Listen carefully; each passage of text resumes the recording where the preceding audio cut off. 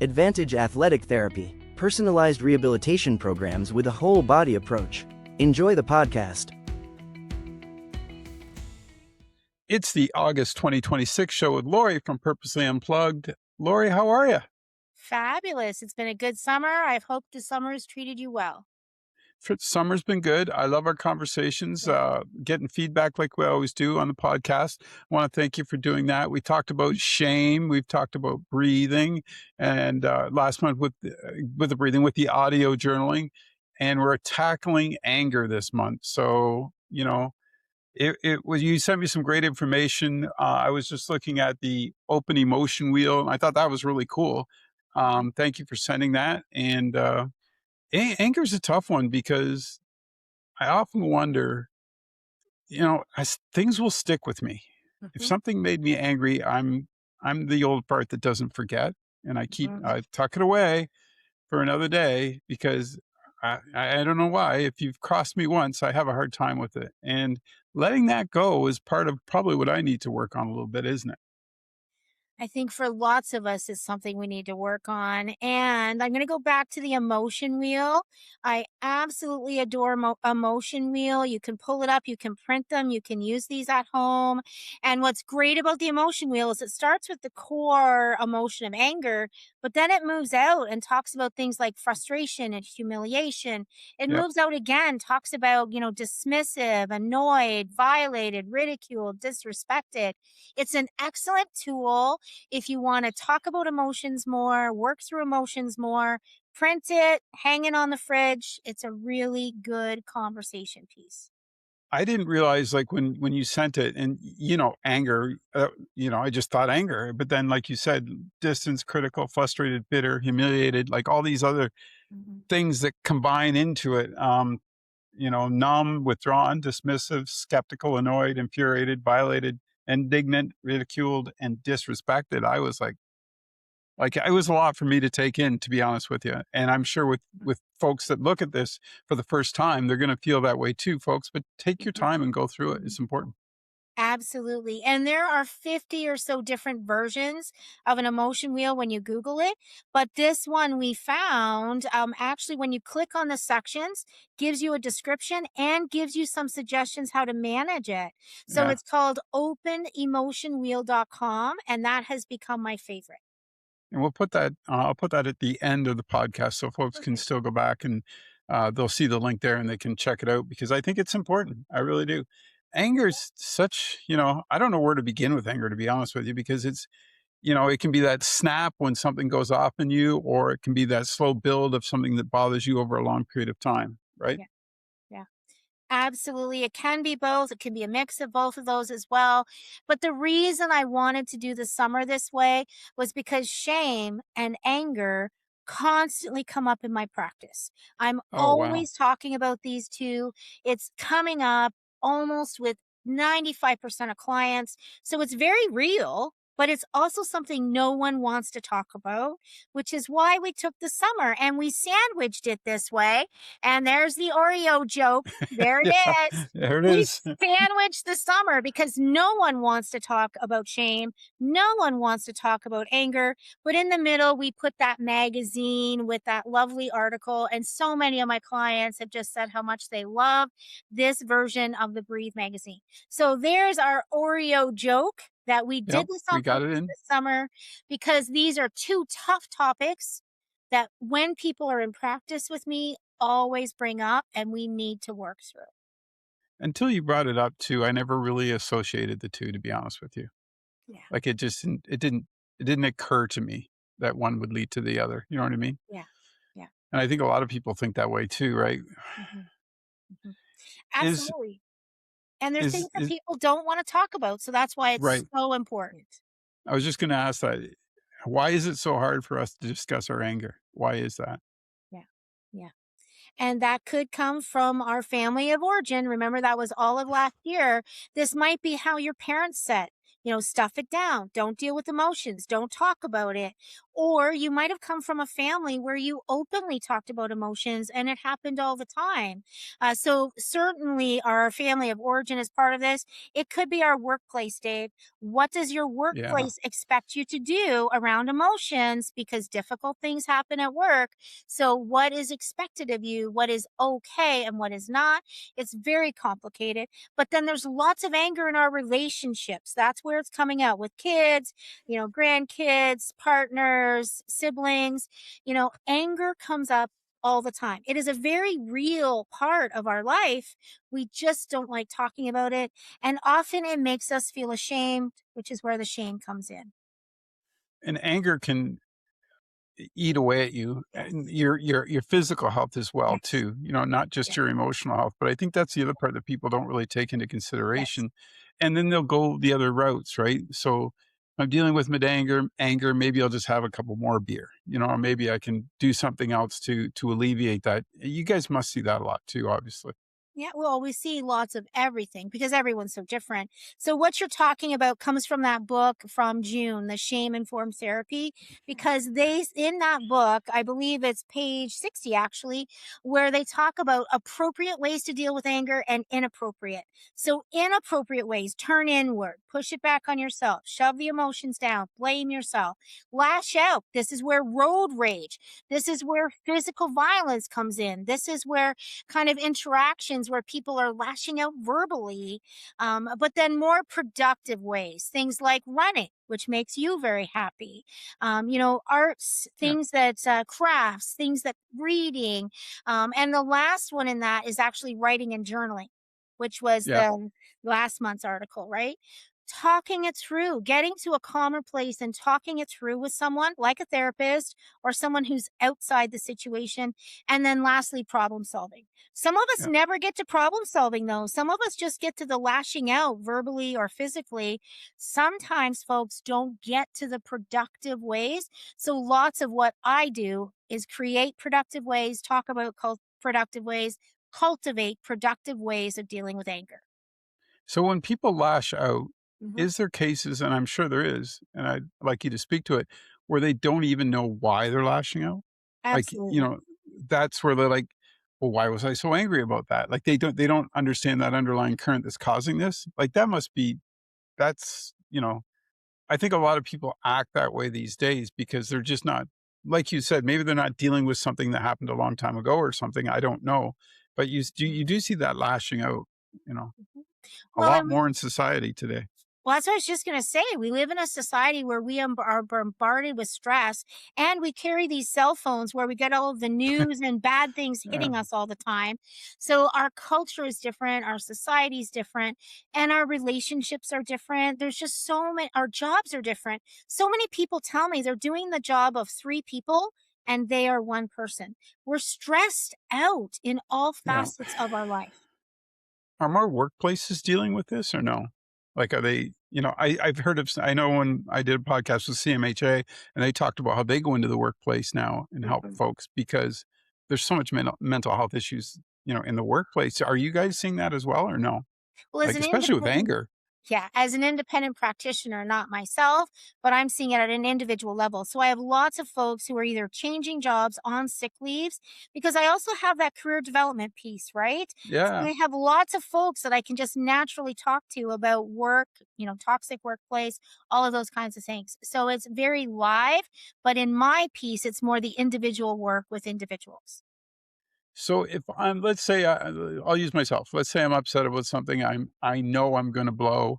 What can you suggest that I should be doing instead to Mhm. alleviate that stress? Like, what would you tell folks? Well, there's 2 different books. So I have 2 fabulous books about this. Okay. This first one So is, that one's for me. it says men in the title, Dave, but honestly, this is generic. Anyone can read this book. So this anger management workbook is fabulous. There's pages to work on, but it really summarizes. It says, express yourself, talk about it, verbalize it. Take care of yourself, self-care, all the things around making sure that you're taking care of your own sleep well, get exercise, Yes. eat well. Number 3 is build tolerance. And in number 3, they're actually talking about forgiveness. So I'll come back to that in a minute. And the fourth one is just maintaining a positive attitude. For every negative thought, you need to have 3 to 5 positive thoughts just to keep Yep. yourself in a space that's productive. But let's go back to that forgiveness. I love what this book says. There's a section where it says forgiveness allows them to be responsible for themselves, and forgiveness is for our benefit. I read that twice, Dave. Yeah. So forgiveness is covered in this book, and it's just one of the pieces. Why do we struggle with that? Why do we struggle with forgiveness?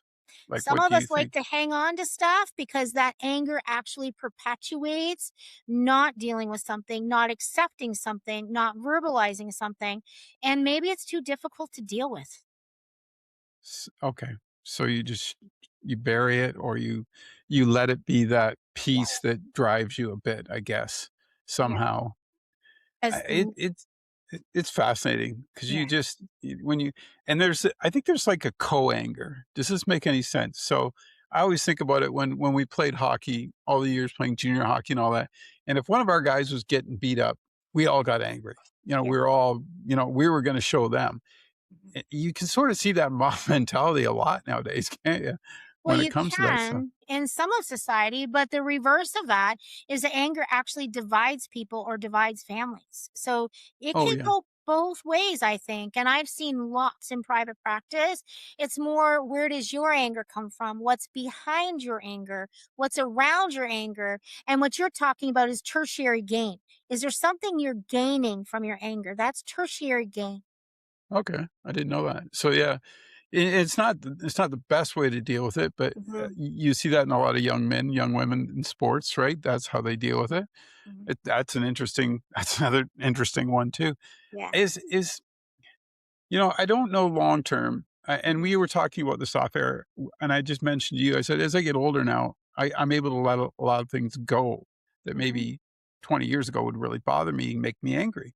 What is all that about? Is that just coming to terms with who you are? It could be. It could be a life stressor that you've had. Lots of things can change those things for us. It could be our health. So everyone's different in that part of their journey. But for Okay. someone who's still holding on to anger, I'm going to show a different book. This is the Okay. ACT workbook for anger.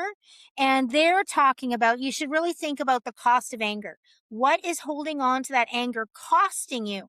So that author is Gabor Mate or Vanderkolk. They're talking about the fact that when we hold on to anger, it actually gets stuck in our body and can cause long term illness. So, what is Yep. it costing you?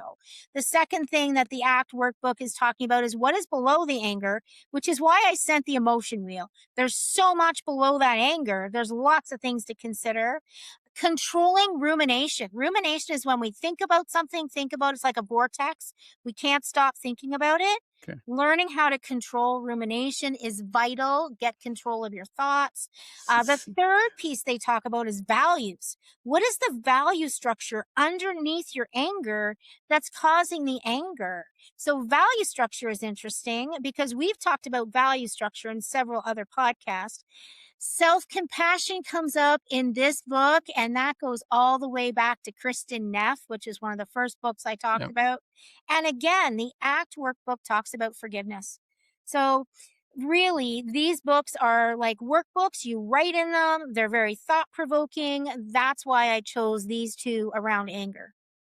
You're talking, just to go back when you were talking about ruminations, sort of that they get stuck in that cycle, right? Yeah, So, and the cycle could stick with them forever almost. I mean, that how absolutely. do you so is that sort of is that breaking that cycle helps relieve the anger or Mhm.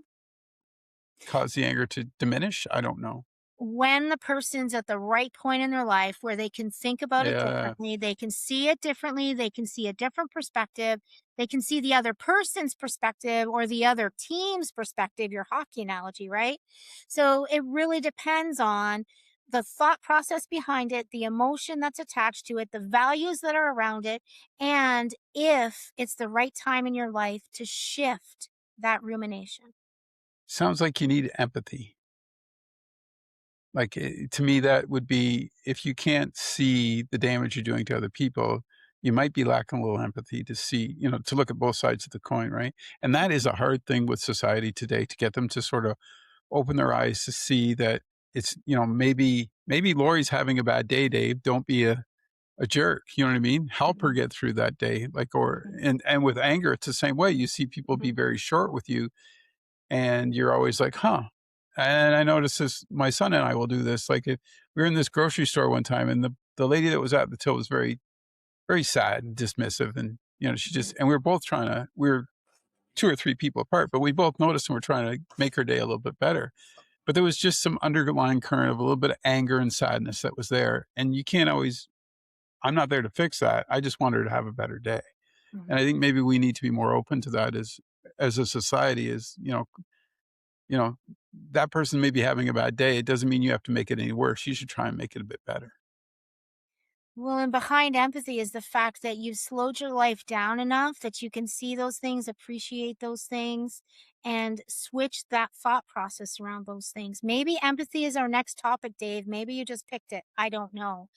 Um, but in reality, every moment we have a choice. You're right. Yeah. Are we going to respond in anger, or are we going to respond in a place of compassion for ourselves and for the other person?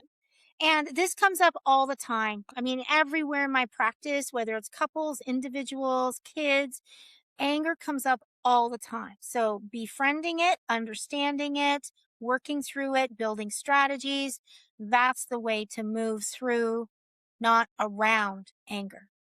And I have one more because we Yeah. talked last month about the cab driver Yeah. that I was in with and, his bigotry, but his anger was rooted.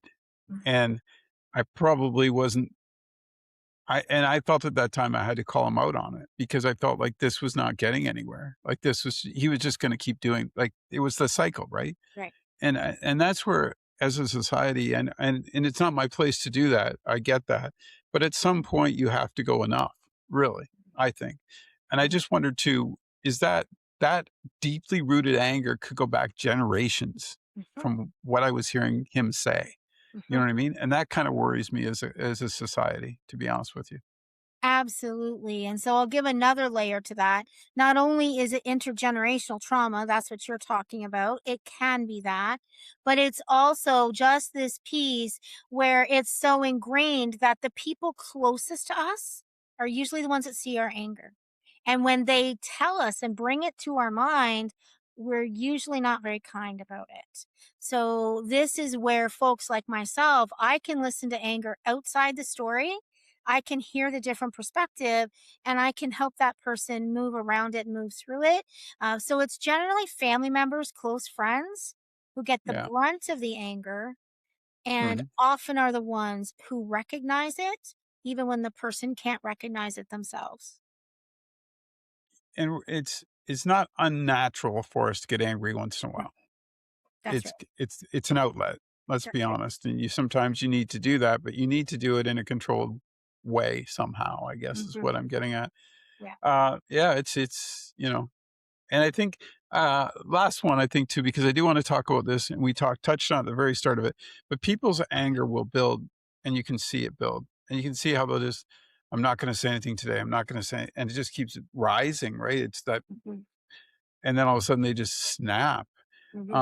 And people say, "Well, I didn't see that coming." Is that just not allowing themselves during that buildup to have that release valve somewhere?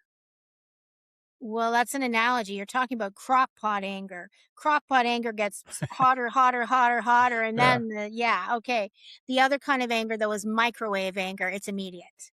dang. Yeah, but I Doesn't mean take that crock time at all. pot, Yeah. you can see how people it Yeah. just it bubbles up slowly, but people don't pick up on the cues that this Mhm. person's not. I wonder if that's kinda where a lot of it stems from when you said it could be generational. It could be just Mhm. simmering underneath the surface for all those Mhm. years with a lot of different folks.